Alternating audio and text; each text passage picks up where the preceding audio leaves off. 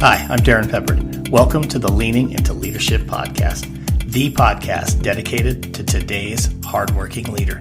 Join me every Sunday for leadership insight, inspiration, and a little pep talk to keep you rolling down your road to awesome.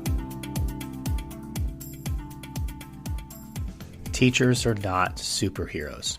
An unpopular opinion, no doubt. Teachers are heroes, but they're human heroes.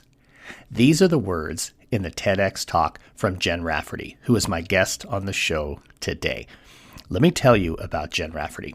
She's an educator, an author, and an international public speaker who started as a middle school music teacher, where she served for over 15 years in central New York. She's known for bringing her energy, humor, and expertise in her presentations while inspiring educators to stay connected to their why. Jen is a certified Emotional Intelligence Practitioner and is currently pursuing her Ph.D. in educational psychology.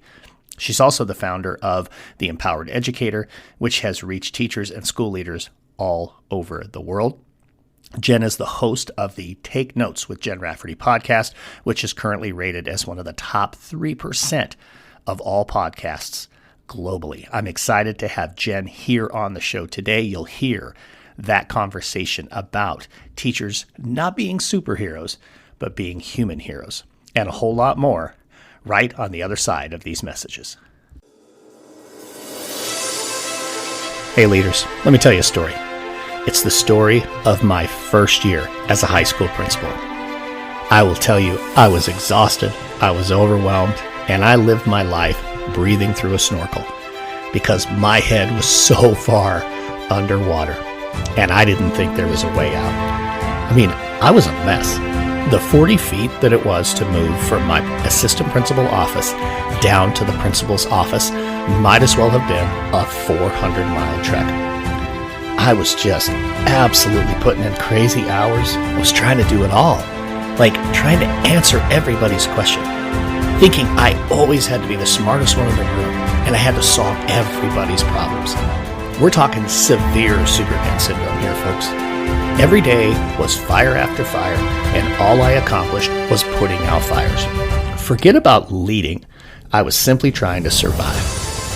Now, after working with a leadership coach, I really was able to get things figured out, get my head from being a firefighter to actually being a leader. But it took work, and I discovered some things that really mattered. And that's why I've created Walk in Your Purpose, 5 mindsets to level up your leadership, a free ebook that you can have today at no cost. Just go to walkinyourpurpose.roadtoawesome.net/ebook to download your free copy. Again, that's walkinyourpurpose.roadtoawesome.net/ebook. It's time for you to walk in your purpose, to find joy in your job, and to be the leader you always knew that you could be.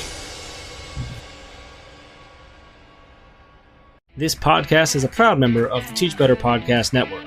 Better today, better tomorrow, and the podcast to get you there.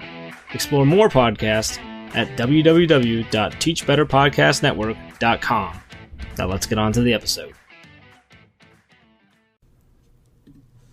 All right. Jen Rafferty, welcome into the Leading into Leadership podcast. I'm super excited to have you on today. How's everything going today? Everything's great. Thank you so much for having me. I'm looking forward to talking with you. Yeah, absolutely. Absolutely. So just really quick before we dive in, just share really quick with my listeners who you are, where you're coming from, and what it is, just a little bit of your background. Sure. So I'm Jen Rafferty. I'm right now in central New York, and I am an educator, author, and TEDx speaker, and founder of Empowered Educator, which is a program that specializes in the social and emotional well-being of the adults in schools. And I was a former music teacher. I was in the classroom for about 15 years, teaching mostly middle school choir and general music. And I created a modern band program too at the high school level, which is now incredible. The person who's taken over for me is just doing a remarkable job. The kids are writing and producing and performing their own music, and it's a pretty fantastic experience. And so, I was head of my department for a long time and During COVID, I was off just like the rest of the world and decided to stay home the following semester to homeschool my own two kids, and really dove into the research of mindset and got certified as an emotional intelligence practitioner, started my Ph.D. in educational psychology, and decided, I think the impact that I want to make in this world is going to be a little bit different than what I was able to do in the classroom. So I started my company, and it's been wonderful working with educators all over the world about truly concrete strategies of how they can show up as their best selves. Because if we're not showing up as our best selves, our kids are not able to get the best of us. And while this is an adult-centered program, it's really about the kids, right? Yeah, absolutely. Well, I mean, everything in education should ultimately be about our end user, which is, of course, our kids. There's a handful of things in there I think I want to unpack a little bit, but let's jump back to, that point in time when, kind of as you were describing it, I'm going to stay home with my kids. And then, you were telling me just before we hit record about how maybe you started to look at yourself a little bit differently in terms of how can I make an impact on the world a little bit differently. And at the same time, I like how you talked about showing up. Well, we're going to come back to that.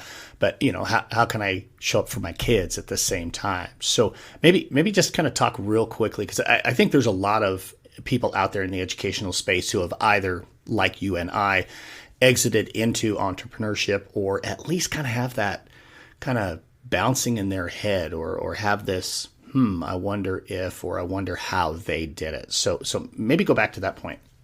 Sure. I think there are two things that really drove me in this endeavor. The first one I think is important to talk about is my mission. I really had a very clear professional mission throughout my teaching career, which is to inspire people to discover their voice. And when I was teaching music, that was quite literal, right? And I would be teaching these young children, mostly young children, but adults too, to discover their singing voice. But in that, it was really about finding out who they are and their agency, and using their voice, and standing up for themselves, and being okay with creating safety around speaking up. And so when COVID happened and everything kind of, blew up, I went back. Good way to put it. Right. Well, purposeful choice of words. I really thought to myself, okay, so how do I honor my mission and stay true to my mission now that I am no longer in front of my kids directing choir, that I'm no longer, interacting the same way with my colleagues and my community? How do I inspire people to discover their voice? And so that was a big part of the transition for me. Was I was now able to do this in a way that didn't necessarily have anything to do with music, but certainly inspires people to discover who they are, find their power, step into their power, understand they have agency in every moment throughout the day, and feel safe using their voice. So that was, I think, the first thing. And then the second thing is this identity shift. I shared with you before we started, the weekend the world shut down, I had, just gotten a divorce, or we were in the middle of a divorce. I moved out of my house with my two kids, who were 5 and 7 at the time, literally that same weekend. And so everything that I was the day before, well, many things that I was the day before, I wasn't all of a sudden. And when I started my PhD that fall, my professor, very first day of class, said, introduce yourself. And everyone was introducing themselves in relation to their spouse, in relation to their children, or in relation to their job. And while I love being a mom, I didn't want to lead with that. And I literally didn't know what to say. So I remember sitting in front of my computer crying, like, who am I? Who am I? And I really was able to use that moment as a catalyst to create a new identity for myself that aligned with really who I wanted to be and the impact that I wanted to make in this world. And I think those two things, that mission and that identity shift, were incredibly instrumental in moving me forward in the direction that I'm now. So I'm curious. I love how you talk there about identity, and you and I were talking before. Similar process for me. With moving from being a superintendent into now being an entrepreneur, and being somebody who has a mission to cultivate leaders. By elevating their voices and inspiring positivity. I mean that's what our mission is. I wonder about identity. Not just for the two of us, but through the work you're doing now, it's actually making me think a lot about the people that I work with.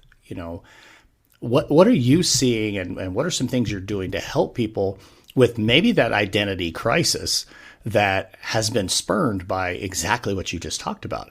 I think a lot of us as educators kind of struggle with who I am, because forever we identified ourselves as teacher, principal, superintendent, whatever. That was the lead. Now, I don't know that that's where everybody wants to be in terms of their identity, right? So Yes. Tell me what you're seeing there. Oh, this is so juicy. So, I think that the stories that have created our identities, but what does it mean to be a teacher? What does it mean to be a principal? What does it mean to be a superintendent? And all of the narratives that go around that, right? When you think of what that means, it's busy, it's selfless, it's constantly giving, it's martyrdom. And what happened in the pandemic was that everyone's worlds just shifted overnight. And there was this opportunity to reflect on what's happening, what's important to me, who do I want to be?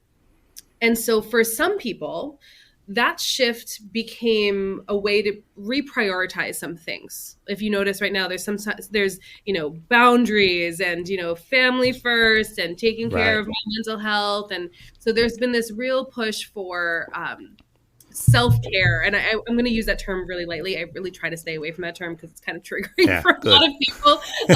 But as a general umbrella, just for right now, I'm going to call it that. Okay. Or overall well-being. But then on the flip side, people have then been digging in their heels to the old traditional narratives about being a teacher. And that has become, I think, highlighted and worse, because people are saying, well, we need to work harder. It needs to be more, and there's to be more on the plate, and more and more and more. And there's this dichotomy almost of how we're approaching this. And I think the people who are digging themselves in to these old traditional ways has a lot to do with that connection to, well, what does it mean to be, quote, a good educator? And I think until we do the inner work and change our definition of success and what being a good educator means, things aren't really going to change. Oh, I agree with you 100%. I think there's so much that goes into, that self-identity as an educator. And you're right. I think back, listening to you talk, it took me back to my time specifically as a principal. And a 14-hour workday was a normal workday. I was telling you before we hit record, if I was going to get a workout in, if I didn't leave the house by 5 a.m., it wasn't happening that day. It just flat wasn't going to happen, because I knew, the second that, somebody started coming in the door, I'm on. And I'm not off until 7 or 8 o'clock. Even if I got home, on the rare occasion I got home by 5 or 5:30, I was still on. I was the guy who had, 2 cell phones going, and my wife even telling me at times, and I know this puts some strain on us, but, you have to shut it down, Darrin. You have to be willing to step away. And I couldn't do it. I just couldn't. And, right. Well, go ahead. Here's the thing. You didn't want to. Right. And that's, I think, the difference. You could, but you didn't want to. And it's that that's that connection to identity piece right there. Yeah. Oh, yeah. Because you've always got to outwork the other person. Or, I had it in my head that, it was always going to be about the next job. Even though I've said it countless times here on the podcast, but being a high school principal to me is the greatest job I ever had. But even when I was in that role, it was about what's next. It was once I had my feet under me, once I was having, some success, was bringing recognition into the school and to myself and that kind of thing. It was about, oh, what's the next role? What's the next job? What's the next job? And ascending, to a superintendent level. And then, of course, COVID coming, that, let me write this time down. I got a frog in my throat here. That's 11:20. And even ascending to that superintendent level, it was like, okay, what's next? But then, like you said, here came COVID. And very quickly, it was like this big fracture in the priorities and, what really matters. And what do I want to do? How do I want to leave my mark? And a part of that is, how do I want to leave my mark with my family? Not just putting in 14 to 16-hour days. So all of a sudden, I just became the guest and you became the host. I don't know how that happened, but well, I'll tell you what. You're hitting on something that I think is really a lot of the underlying stuff is shifting our definition of success. Because here you're explaining the story, right? Is like you had the thing, but you needed more, and you had this next thing, and then you needed more to feel successful, right?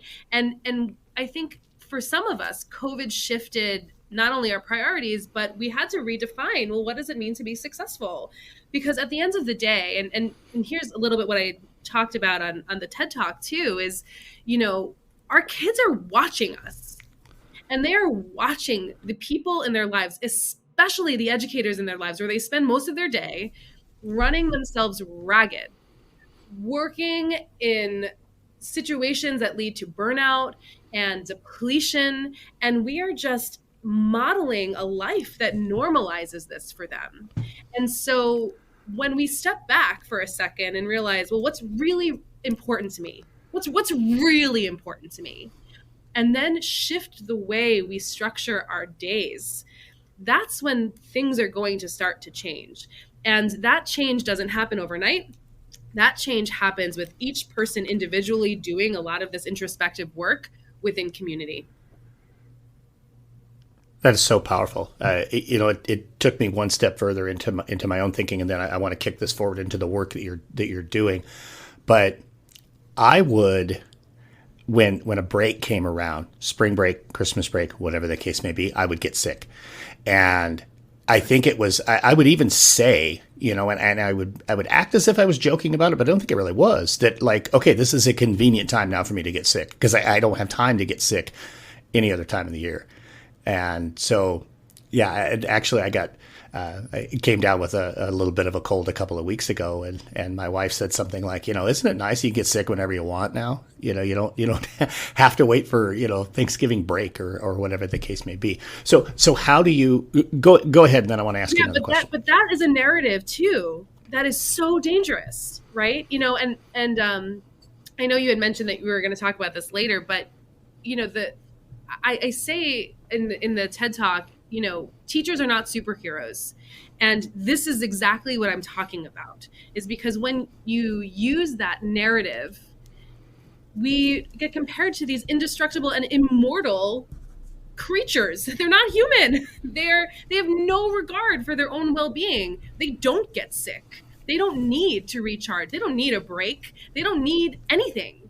And so when we really own that narrative of being a superhero, it doesn't matter how many hours we work. It doesn't matter that we are not feeling well but going into work anyway. It doesn't matter that our home life might be a mess because we're constantly at work. Even when we're at home, we're thinking about work because we're indestructible. It doesn't matter.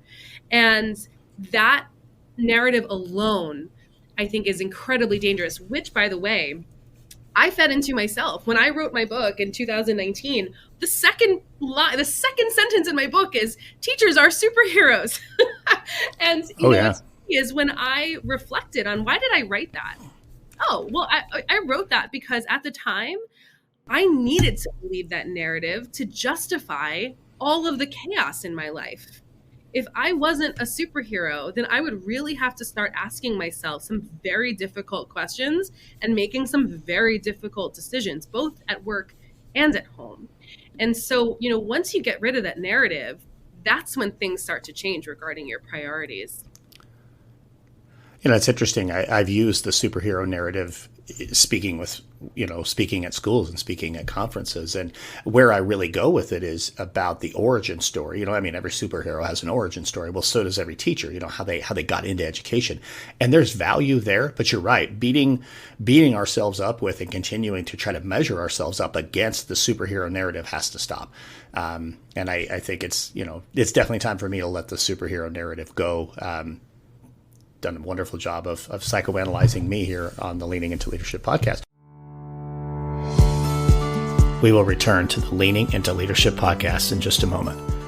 But first, let me ask you a question. Have you ever said to yourself, man, I should write a book? Well, if you have, then let me ask you another question. What's holding you back? What keeps you from taking the step that moves you from, I have an idea about a book, to I am a published author? From experience, I would bet it's probably you're wondering who would even want to read a book that I wrote. Maybe you're questioning the idea. Is it unique enough? Is it valid enough? Is it good enough to be a book worthy of having published? Hey, as a best-selling author myself, I can tell you most writers have had the exact same feelings at some point in time during their writing journey. Here at Road to Awesome, we believe in cultivating leaders by elevating voices and promoting positivity. And a part of that work is publishing books for educators by educators. Go to roadtoawesome.net and hit the Contact Us button to set up a free, no obligation conversation about your book idea. Hey, educators, we've all had incredible experiences. We all have amazing stories, and every one of them deserves to be told. Go to roadtoawesome.net, hit the Contact Us button. Let's have that conversation about your book idea. And now, back to the Leaning into Leadership podcast. Let's talk about the work now that you do with schools. And, you work with teachers, you work with school leaders. How are you helping them reframe that narrative? How are you helping them find that balance and to be an empowered educator? Yeah. So what I do is I take them through the 8 tenets of my program of what it means to be an empowered educator. So we start off right away with stress, because it doesn't matter what I'm going to share and teach if your brain is activated because of all the stress that you've been under. So that's the first thing we do. We let it all out. And we talk about ways to regulate our nervous system so you feel safe. And when I talk about safe, I'm talking about nervous system safety, so that way you're open to learning anything. I think that's part of the reason why, especially now, people go to these professional developments and they're sitting there with their arms crossed, like, oh, this is the biggest waste of time. It really doesn't matter what the content is. It's if you're coming into that session activated, your brain is literally not ready to learn anything. Of course, you're sitting there thinking it's a big waste of time because your nervous system isn't safe. You're feeling as if there's a bear in the room you can't do anything if you're being chased by a bear. And so, and I want to be clear, when I'm talking about your nervous system being unsafe, it's about that fight, flight, or freeze response that, is just a natural stress response that we don't give enough credit to. That part alone can make a huge difference in changing the culture of any space and you being ready to interact with not just your kids, but your colleagues. So that's the first thing we do. And then we really go into mission and vision, visualize, like what do you want? Many people don't even know how to answer that question because as teachers, right, we are givers. So we're not supposed to want anything. So we spend a long time really thinking like, well, what do you actually want? And once we get there, that's really the beacon and alignment to everything else that we do in this work. It's how does it align with the person who you want to be? So then we dive into metacognition. I love nerding out about cognitive neuroscience. I think that if you understand this thing in between your ears and we really understand how to have a working relationship with our brain, you can do anything. And we spend a lot of time there. And then we go on to reflection and advocacy and language, well-being. And then the last piece of it is emotional intelligence, which really wraps it up nicely. But once people go through the framework or even pieces of the framework, it's remarkable how quickly things start to change because they understand their agency.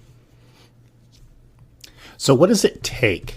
So let's say you're going to work with an entire school. So I'm a principal, I'm listening to this. I'm like, man, I really want Jen to work with my staff.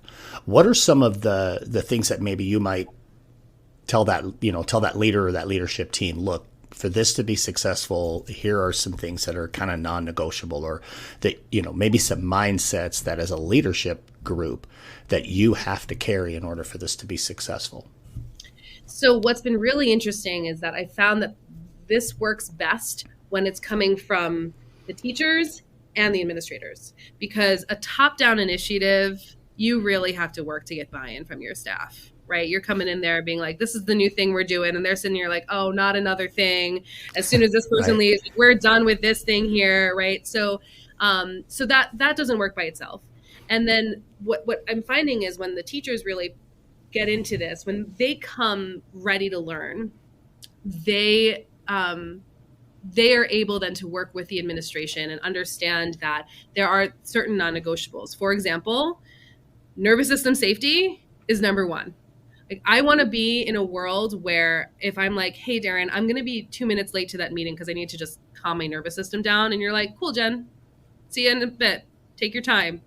And that's just a normal conversation that we have. That's the place that we want to be, because when we are interacting, feeling activated, we are not showing up as our best selves. We're just trying to survive. And when we start to realize that we can only function in a way that matters, that can make the impact that we say that we want to make in this world, when our nervous systems are happy, no change is going to happen. I mean, you know what this is like. You have a meeting, or you do the whole email. Can you see me before the end of the day? Right. So the teacher has been worried about this all day, comes in at 3:00, sweating, shaking, nervous. How is this meeting going to go? It is not set up for success because, the person who wrote the email is probably super distracted, didn't even think about how this was going to land. And then the person who's been receiving this email has been worried about this all day. And now all of a sudden you have two activated people trying to have a very serious conversation. This is not going to be as productive as it probably was intended to be. So that's, I think, the first non-negotiable is understanding the importance, the very basic nervous system regulation process, which is so simple but overlooked because there's no metric. You can't put numbers to it. Right. Yeah, I think, what that makes me think about is, I talk about it all the time with leaders about how we have to be real intentional with what we do and how we also have to be real cognizant of the messages that we send intentionally and unintentionally. And something like what you just talked about, you just send a quick email, hey, see me at the end of the day. It might be, hey, I'm wondering if your daughter could babysit for me this weekend, but you're right. On the opposite end, that receiver, especially when, and there's not a right way to say this, so I'll just say it, but your best teachers are the ones who get that email. They're the ones who freak out the most. They're like, oh my God, what did I do? Am I going to get fired? Seriously? So leaders, let me take what Jen just said and just spin it forward one little step. Think about what you're doing. Think about how you're communicating, because sometimes, man, we send a message to somebody and it could be received totally in a way that we didn't have as our intention. So I really like that you talk about that being one of those non-negotiables, but also, you talked about, top down, bottom up, that this is something that needs to come from everyone. How, if, you're speaking to some leaders here, how do they go about finding that, that groundswell within the staff? I mean, because sometimes, maybe it's teachers who are listening right now and they're like, yes, I'm going to go run into my administrator with this on Monday. I can't wait. But it might also be, hey, as leaders, it's like, God, I really want to take care of my teachers. How do I build that groundswell with them to help them get where they want to be? So I found that the most successful programs come with when I'm able to work with a group of administrators, and then I'm able to also work with a group of their teachers, but that programming is open. Because what happens is that, I have a handful of teachers with the administrators who are also doing this work, and then they tell their friends, and they're like, oh my gosh, I just took this amazing workshop with Jen Rafferty, you have to come to the next one. And so it builds. One of the first times that I did this program, there were 7 teachers in the first session, and by the end of it there were over 50.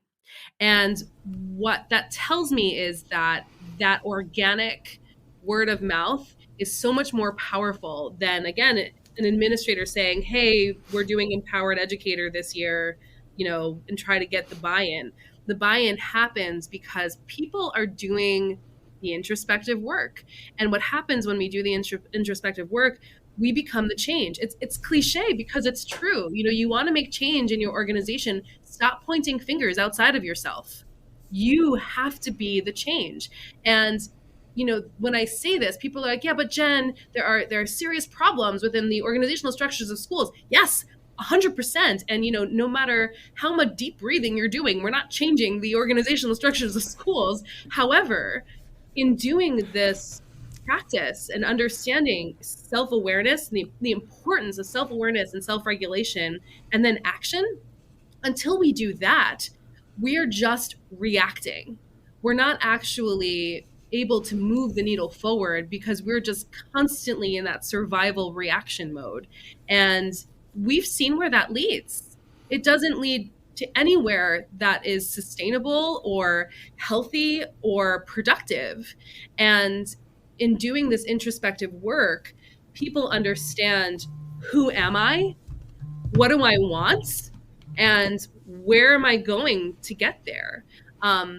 And the stories about this have just been remarkable. I have teachers telling me, I say, what's changed? We've been working together a couple of weeks now. What's changed?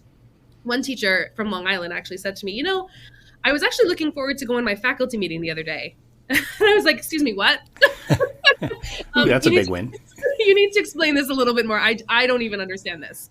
And she's like, well, Jen, I'm very clear at what my mission is and what my vision is. And I understood that meetings are just a have to, right? I have to live with them.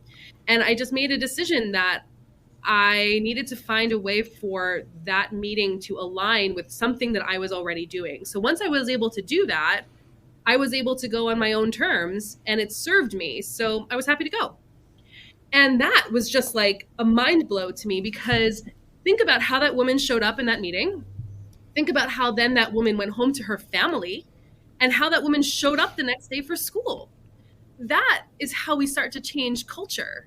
It's not about putting posters on the wall about empathy and showing the kids a YouTube video about resilience. That's ridiculous. We, as the adults, need to be doing this work within ourselves, which then ripple down to where the kids are.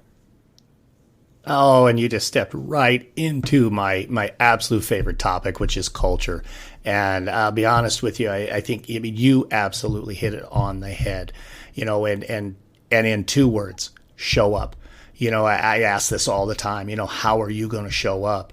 Because there's so few things that we can control. I mean, we've talked about a lot of different things, and ultimately that locus of control comes back to us. And one of those most important pieces is I get to choose how I show up every day. I get to choose, like that teacher, how I'm going to show up to that meeting on that given day. I'm going to find a way to say, hey, this is something that aligns with something that I need, or that, that's going to benefit me or help me benefit my kids. But I'm going to show up with this mindset. I think that is just so critical. And you're right. One of the pieces that as we talk about this, and we talk about school leaders and district leaders wanting to support their staff in finding, God, I hate to use the word balance, but finding that space of comfort, maybe is a better way of saying it, in our lives, where we're not trying to live the superhero narrative, and we're making sure that we're taking care of all the things we need to take care of, including ourselves. Developing a culture where that conversation can happen is huge. Where as you kind of opened that segment with, hey, I just need a couple of minutes to get my mind right before I step into this meeting. I just need a moment to bring myself down to a level where I know I could be productive in this meeting, and knowing that you can say that to your administrator and be comfortable with that.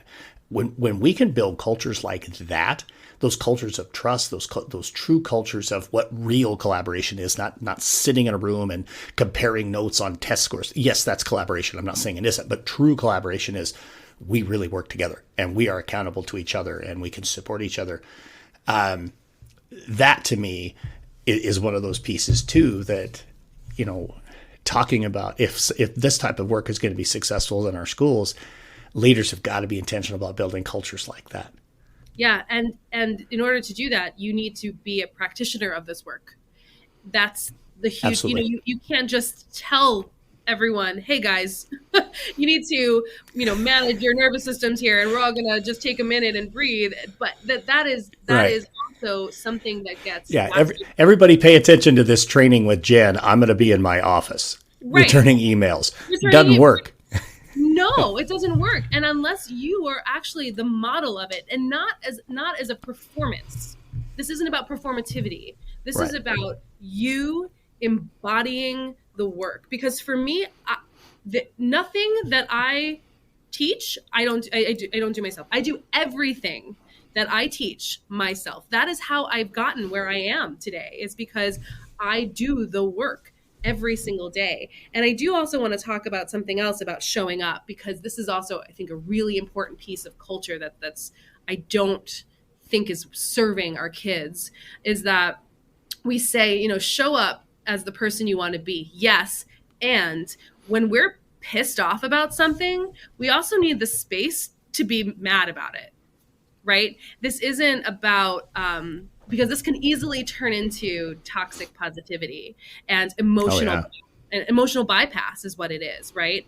Because when you are like sitting there stewing about something, but then feel the need to show up as your best self, so you put on the happy face, unless you're actually able to process those emotions, you're not doing the work. You're not actually showing up, because you might be saying the right things, but what you're feeling on the inside is not aligned.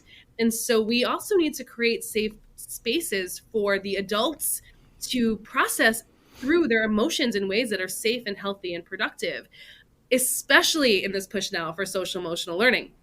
We're teaching our kids, hey, this is how we recognize emotions. This is, what the definitions are. How are you feeling right now? But let's be real about this.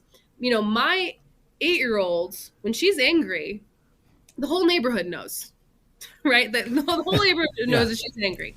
But when you get to a certain age, it is no longer acceptable to do that. However, we are not explicitly taught the skills of how to process emotions like anger and resentment and frustration and overwhelm. So what do? We just push them right down and we carry on because we need to show up as our best self, and we get sick or our back goes out. If you're me, my back goes out. And we show up burnout. Or burnout. And we show up with resentment or bitterness. And that is not our best self. So within all of this, it is also really important to understand how to model behaviors that can process through these emotions so you can actually show up as your best self. Some of these things, yes, breathing is one of them. I'm a big proponent of taking multiple breathing breaks throughout the day, so you can just kind of check in with yourself and notice what am I feeling right now? Because if you are not interrupting your day, nothing will ever change, because our brains are wired to be on autopilot. That's how they're efficient. That's how they work. And that's amazing because it's kept us alive. And, you're hearing this podcast right now. So yay, you and your biology. However, when we want to make changes, we need to actually interrupt our day. So I actually have in my phone, I set 4 alarms throughout the day, and I just stop what I'm doing. And I take 3 rounds of a box breath, which is, inhale for 4, pause for 4, exhale for 4, pause for 4. I do that 3 times.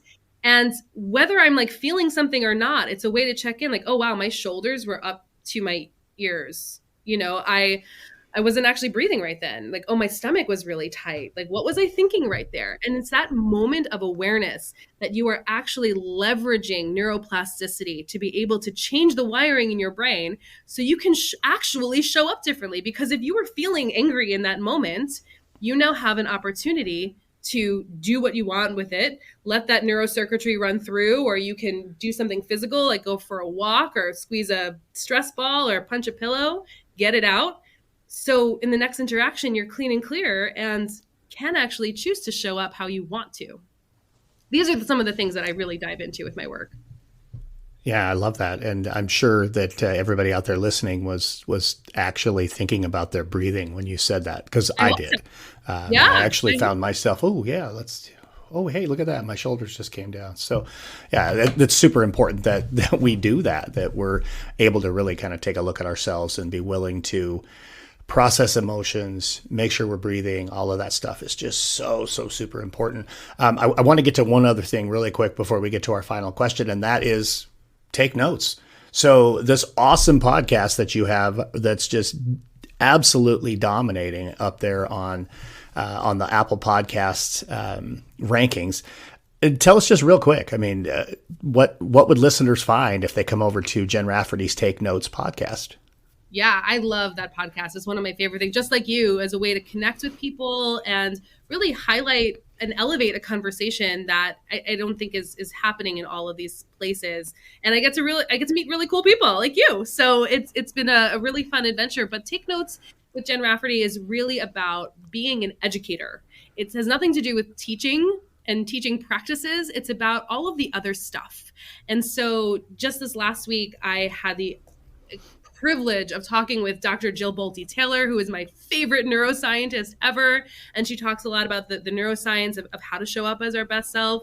I have a fashion stylist who's a fashion therapist come on and talks about how the way that we dress really can elevate the way that we show up, because when our insides match our outsides, we dress in confidence, we show up with confidence. I have someone on there talking about leadership, talking about our why. I have people on there talking about ADHD, being an adult with ADHD, and neurodivergent teachers. We talk about our neurodivergent students, but we don't often talk about our neurodivergent teachers. Creating safe spaces for the LGBTQ community. And it's just been a wonderful way to look at teaching through a lens of social science, especially, which I also love to nerd out about. Love it. Love it. Absolutely, folks. Make sure you check that out. I will link in the podcast show notes how to get to the Taking Notes podcast with Jen Rafferty, as well as linking your TEDx talk.